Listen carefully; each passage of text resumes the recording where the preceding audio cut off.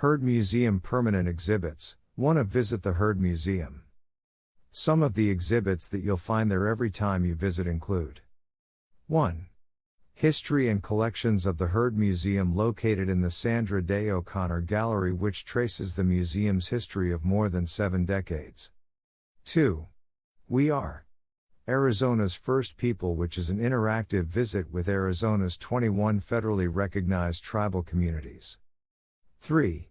Remembering Our Indian School Days, the boarding school experience featuring historic photographs, memorabilia, artwork and first-person oral histories of the assimilation and Americanization Native American children.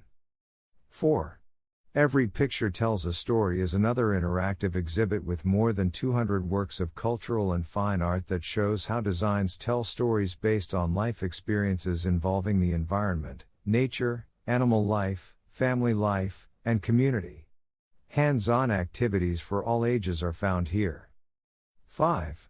Home. Native People of the Southwest displays the Heard Museum's most prized masterpieces, sweeping landscapes, poetry, and personal recollections of the Southwest.